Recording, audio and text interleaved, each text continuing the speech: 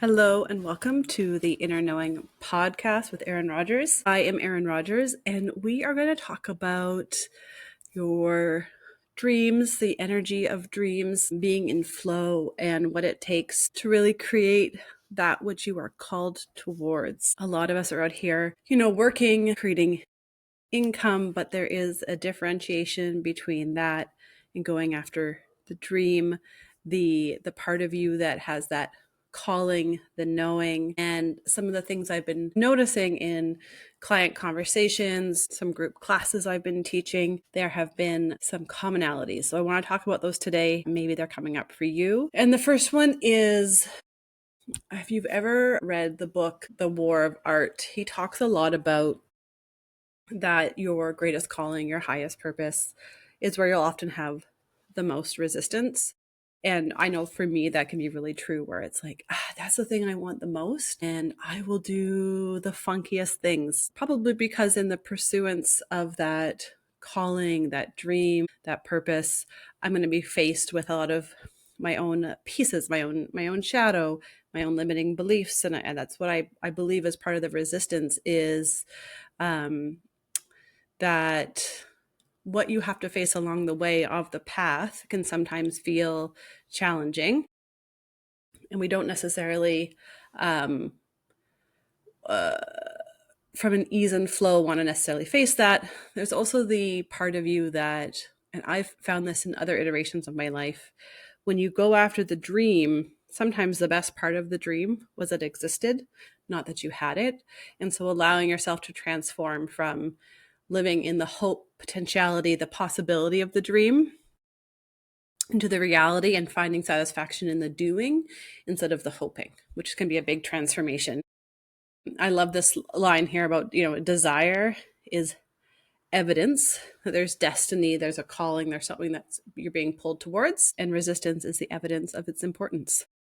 I think that's really helpful to hear when we're taught so often that things should be flowy and easy, and like if it's meant for you, and there's parts that will be flowy and easy. I know that once I'm in the container of creation, I can flow, I channel, I tune in. It's so easy, but it's that sitting down piece. It's getting in to the start of the action for that day that can be really challenging. And I love this because it's something I've been feeling into of like, every dream, every desire has a frequency. And sometimes I found it nice to think about it as less of like everything I'm letting go, because of course that's part of it, but actually that I'm rising to meet that frequency, that I'm allowing myself to resonate, right? That's the act as if.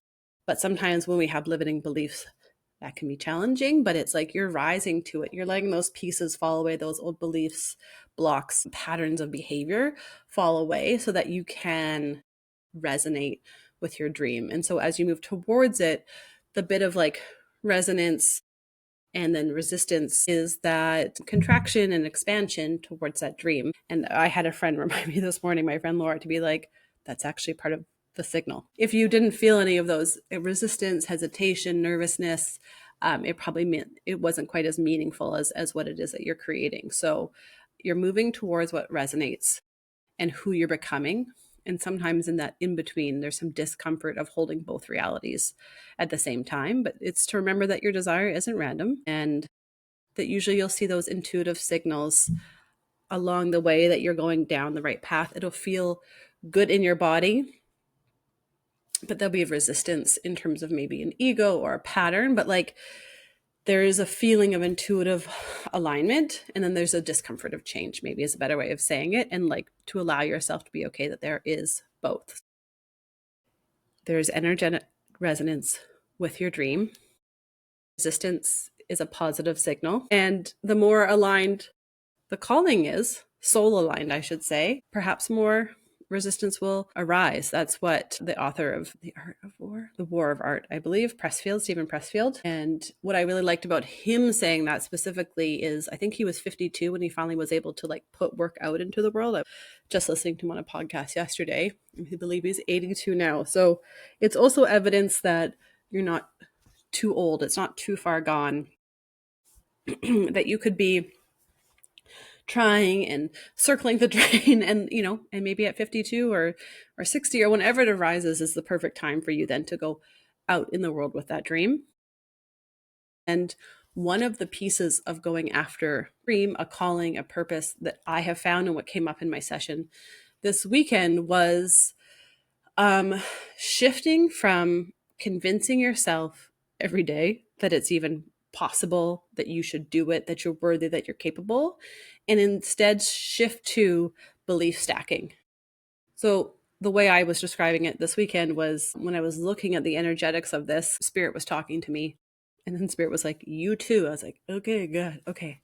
The way that it looked to me was convincing yourself every day that you should do it, that the dream's worth it, that you're capable, is like taking your little like race car back to the start line every day.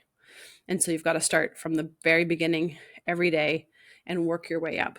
But belief is like floating down a river where you're in flow. And sometimes you get out of the river and then all you have to do is get back in flow. So you don't start at the beginning when you're in the river. You are continually flowing down and you're stacking up the beliefs in a positive way to realize that it's all working out. Each experience, each shift, each conversation you have towards it is all stacking up towards where you're going versus just continually beginning at the start line every day. So if you feel like you're going after this dream and it's, it's a calling, and it doesn't have to necessarily be the way that you make money. That's a whole separate piece. It could be, but whatever it is that's on your heart, maybe you just really need to make quilts or whatever it is. Instead of convincing yourself that it's a worthy idea, endeavor, worth your time, could you just double down on the belief like, oh, I can feel a little resistance, but of course this is for me. This has been on my heart for so long, or I've been so excited about this.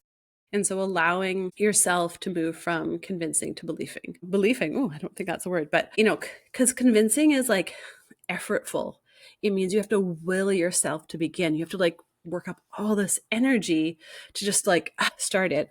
Versus belief is like, okay, it's another day, it's the next day, it's the continuum of the floating, of the flowing, of going down the river. And a point that I've noted down here is that your nervous system will then respond differently. To be in flow is to be relaxed, expanded, moving with the energy, trusting. Convincing is there's a little bit of fear and uncertainty, and you've got to regulate yourself. So I hope maybe that visual helps you to shift from, I got to start at the beginning every day and work my way up and hopefully get as far as I did yesterday in terms of, belief and going down that process, to what have you just assumed? Of course, it's going to work. I'm going to figure it out each day. I'm going to be in the flow of, versus I've got to just convince myself. Because then your whole job could only be convincing yourself, but never getting anywhere with it because you used all your energy up around the convincing. So your job is never to convince yourself or really anybody else. Hot tip. Your job is to believe and to speak from that belief for yourself and for others.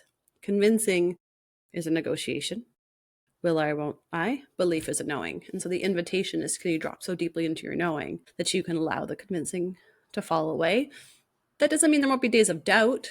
The days of doubt are when you step off the flow and then you're on the side of the river. That's okay. Take a pause, acknowledge where the doubt's coming from. But you don't have to convince yourself it's worthy. Just, this moment of uncertainty, this problem I've never solved before, this resistance, whatever it is. And then come back into the river as soon as you can. And belief is a practice, right? It's not that it's black or white. It's the act of choosing again and again. It's just like being in love with somebody.